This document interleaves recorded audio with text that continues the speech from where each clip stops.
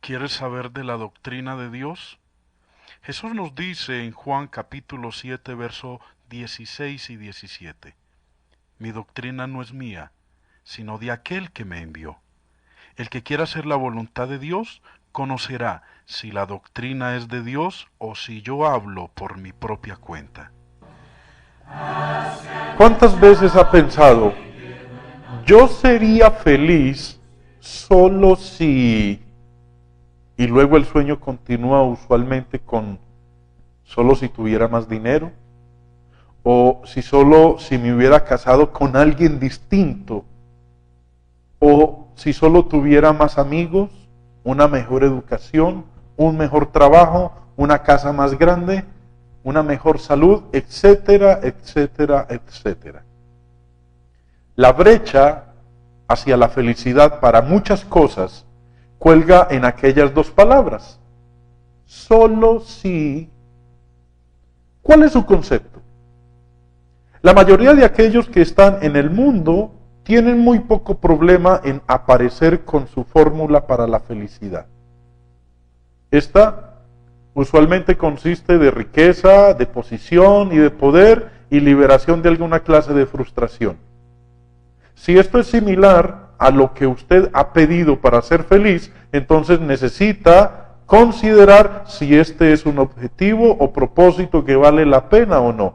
Y la mejor forma de averiguarlo es considerar a otros que han vivido en tales condiciones.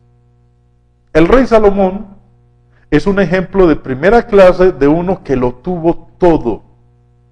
Acorde a Segunda de Crónicas capítulo 6 al 9, Salomón tuvo suficientes riquezas para hacer que algunos de nuestros magnates industriales parezca un indigente al lado de él. Vamos a considerar la riqueza de Salomón.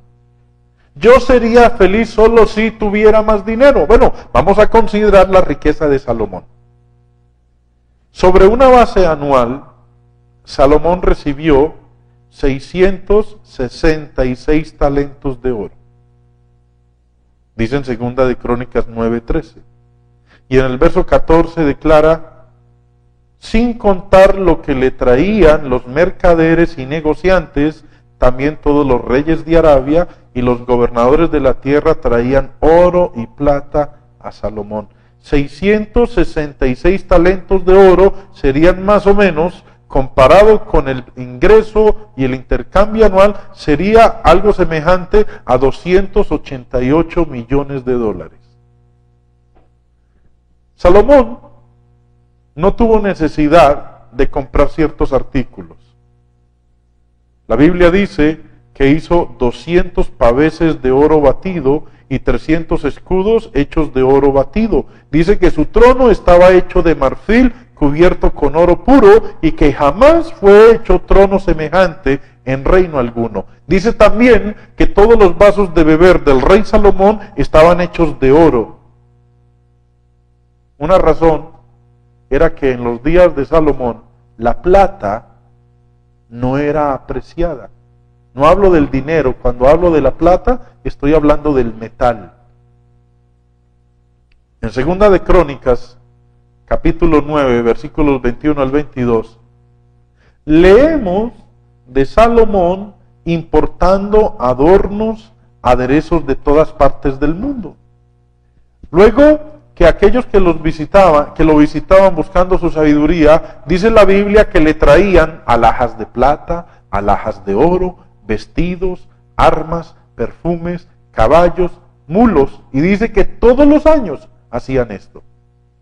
Cuando la reina de Saba vino para probar a Salomón con preguntas difíciles, la Biblia nos dice que le trajo camellos cargados de especias aromáticas, oro en abundancia y piedras preciosas. ¿Quién no quisiera ser como Salomón? Yo sería feliz solo si tuviera dinero. Pero amigos, la riqueza de Salomón no lo era todo. La Biblia dice que Salomón amó a muchas mujeres extranjeras, pero esta es una exposición incompleta, porque dice en Primera de Reyes 11:3, tuvo 300 mujeres y 300 concubinas, un total de 1000 mujeres. Pero la pregunta, ¿era feliz Salomón? Porque la pregunta que muchos se hacen es, o el sueño que tenemos es, ¿yo sería feliz solo si? ¿Salomón era feliz? Siendo rey, Salomón simplemente podía hacer lo que quisiera, y eso es precisamente lo que se puso a hacer. Escribió acerca de esto en el libro de Eclesiastés. Experimentó con casi todo debajo del sol, pero este entretenimiento sin parada, dice él, que se volvió vanidad. Menciona beber vino, edificó casas, templos, viñas, huertos, jardines, etc. Pero declaró, lean conmigo, ¿tiene ahí su Biblia? Lea conmigo en Eclesiastés capítulo 2 las palabras de Salomón, empezando en el versículo 9. Dice él, y fui engrandecido y aumentado más que todos los que fueron antes de mí en Jerusalén. A más de esto, conservé conmigo mi sabiduría. No negué a mis ojos ninguna cosa que desearan, ni aparté mi corazón de placer alguno, porque mi corazón gozó de todo mi trabajo, y esta fue mi parte de toda mi faena. En consideración de lo dicho, uno estaría casi seguro que Salomón era un hombre muy feliz. Pero, ¿era Salomón verdaderamente feliz? Desafortunadamente, Salomón era desdichado e infeliz. Dice en el versículo 17, ahí de Eclesiastés 2, aborrecí por tanto la vida, porque la obra que se hace debajo del sol me era fastidiosa, por cuanto todo es vanidad y aflicción de espíritu. Vamos a considerar otro ejemplo, el del apóstol Pablo. Algunos, en este punto, algunos habrían tenido todo el derecho en el mundo para ser desdichados. Este hombre, el apóstol Pablo, a veces tuvo que regresar a su antiguo negocio, que era el de hacer tiendas. Viajó mucho bajo situaciones adversas, ya fuera a pie o en barco. Su vida fue una de constante peligro. Y Pablo hace una lista de sus muchos sufrimientos, peligros y ansiedades en 2 de Corintios capítulo 11. También hubo una gran honra mundana a la que Pablo renunció, como él mismo lo dijo, por la excelencia del conocimiento de Cristo Jesús. Y luego, en la cima de todo eso, Pablo tuvo lo que refirió como un aguijón en la carne. Sin embargo, Pablo era feliz. La verdadera felicidad no se deriva de la riqueza terrenal, de la posición, de la libertad sexual o del poder ilimitado. Pablo era un hombre satisfecho, era un hombre contento, era un hombre feliz. Como él mismo lo declara en sus palabras en Filipenses 4:11, no lo digo porque tenga escasez, pues he aprendido a contentarme cualquiera que sea mi situación. Y como aconseja en el capítulo 4, verso 4 de esta misma carta de Filipenses, regocijaos en el Señor. Siempre. Otra vez digo, regocijaos. ¿Sabía Pablo algo acerca de la felicidad que Salomón no supo? No. Salomón, la fórmula básica para la vida feliz, Salomón él conoció la fórmula básica para la vida feliz, pero la ignoró y literalmente arruinó su vida. Como hombre anciano, reflexionando sobre los años desperdiciados, dio un sabio consejo a los jóvenes. Presten atención, muchachos.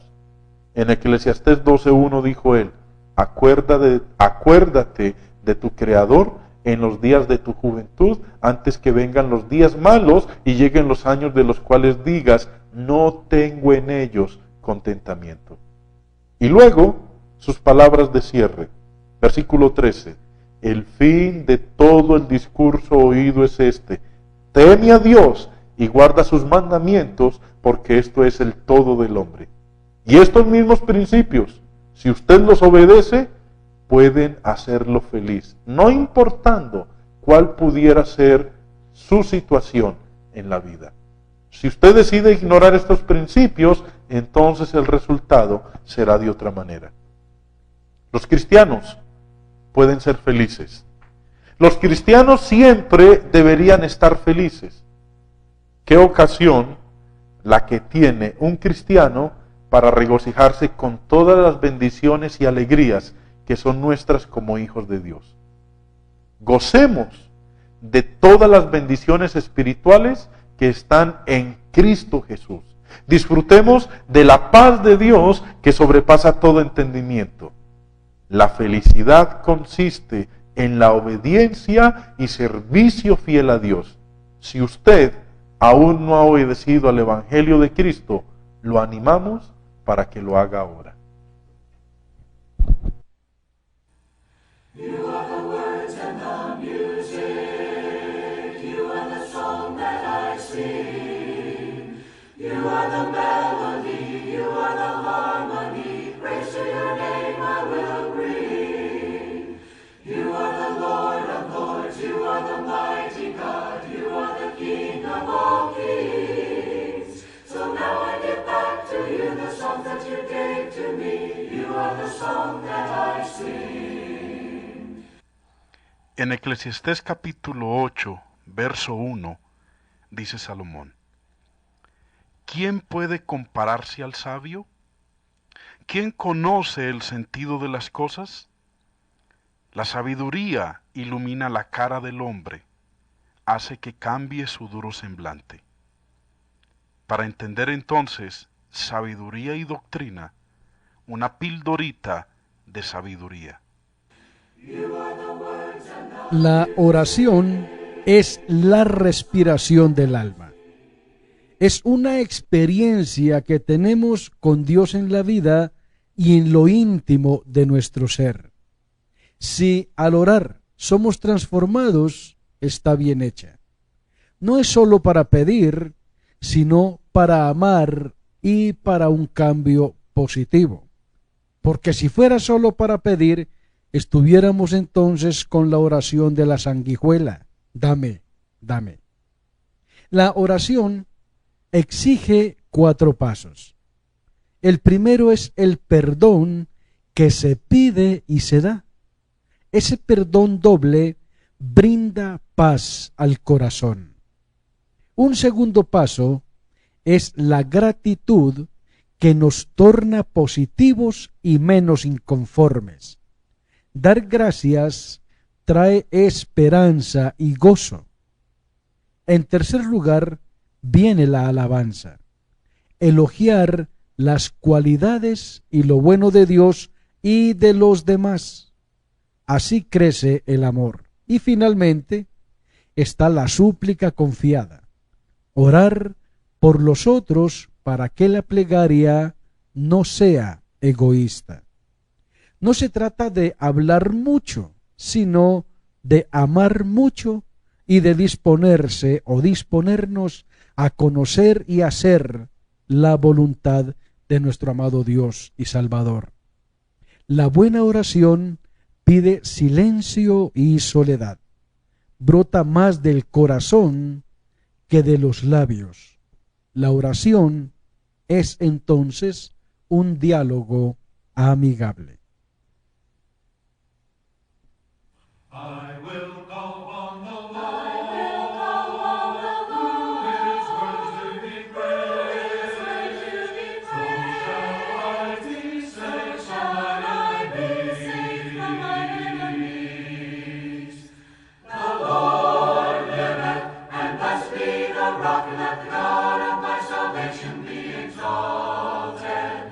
The Lord God liveth, and blessed be the rock, let the God of my salvation be exalted. Oirá el sabio y aumentará el saber, y el entendido adquirirá consejo.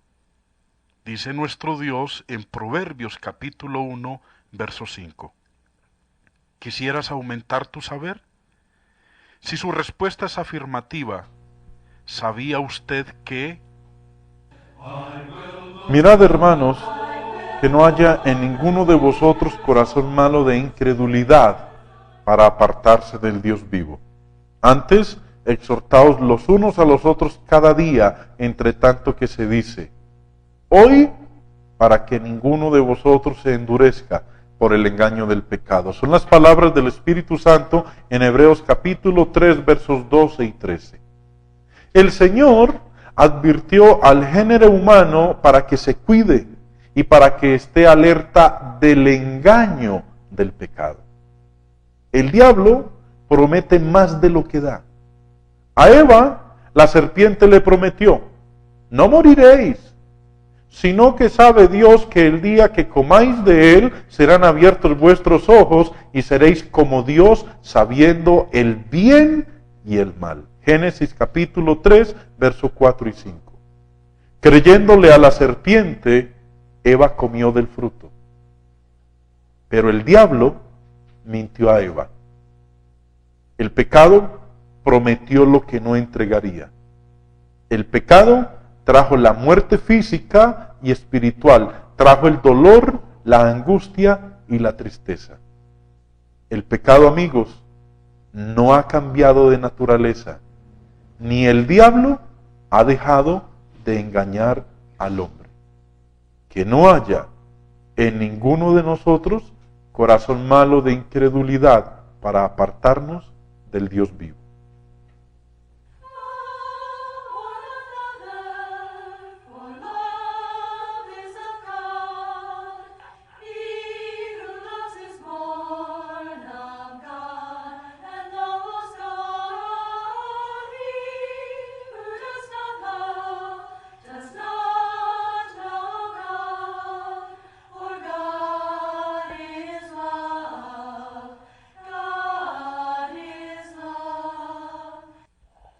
¿Estás preparado para presentar defensa de la verdad y esperanza que hay en ti? Dios nos aconseja a estar siempre preparados para presentar defensa con mansedumbre y reverencia ante todo el que os demande razón de la esperanza que hay en vosotros. Primera de Pedro capítulo 3 verso 15. ¿Tienes preguntas? ¿Tienes inquietudes? ¿No entiendes lo que lees en la Biblia? Llámanos o escríbenos y con mucho gusto le daremos una respuesta bíblica a sus interrogantes. A continuación, el hermano Jaime responde. Hermano, en uno de los programas anteriores, más exactamente el lunes, usted habló sobre 1 de Juan 4.1, donde dice probar los espíritus, y quise dejar esa pregunta para que rematáramos, como dicen los toreros o los que narran cuestiones de toros, a rematar con chicuelinas. ¿Cómo se prueban los espíritus? Bueno, 1 de Juan 4.1 dice, amados, no creáis a todo espíritu, sino probad los espíritus si son de Dios, porque muchos falsos profetas han salido por el mundo. Amén. Si usted le dan un billete, hermano, de 20,000 pesos, ¿usted qué hace con ese billete de 20,000 pesos? Eso lo miro por todas partes y lo examina por todos los lados. Poco que da miedo. Además, venden hasta una maquinita con una lucecita ultravioleta, Sí. para que usted los pueda meter ahí y probar si es un billete Bueno o malo. bueno. Ahora, los que no tienen esa maquinita, ¿cómo le hacen? A tacto. La palma, con la yema de los dedos. Lleva los dedos. ¿Sí? Hacen algo. Sí, no se coge y se mete al bolsillo nada más, Nada eso se más. prueba. Hacen algo. ¿Hay algún tipo de tratamiento, algún método para así llevarlo a cabo? Sí. Pero resulta que esa preguntita que usted hizo, hermano Hugo, es una pregunta que hay que ampliarla más, y a nosotros se nos está acabando el tiempo para el programa de hoy. Vamos a hacer algo. Sí. Nos comprometemos que para la próxima semana vamos a abordar este tipo de, Amén. de ¿De preguntas. cómo se prueban los ¿sí? espíritus? De cómo se prueban los espíritus si son de Dios. Porque muchos falsos profetas han salido por el mundo. Ahora, cuando habla aquí de espíritu, no se está refiriendo a un ente, no se está refiriendo a algo demoníaco, sino que se está refiriendo a la actitud y comportamiento de estos falsos maestros. No es que estemos hablando de Texas para arriba ahí, no. No. Es aquí en la Es aquí estamos hablando de las personas, del Ya. espíritu de las personas, de la de las personas. Por eso habla de los falsos profetas. ¿Cómo se prueba un falso profeta? Sí. La Biblia no lo enseña. Pero vamos a dejarlo para la próxima semana, porque el tiempo hoy se nos ha terminado. Ha sido un placerazo haber pasado con ustedes esta semana, queridos oyentes, y los invitamos para nuestro próximo programa, un programa de la Iglesia de Cristo. Les habló Hugo Hernán López. y Jaime Restrepo, evangelistas de la Iglesia de Cristo. Dios les bendiga y que tengan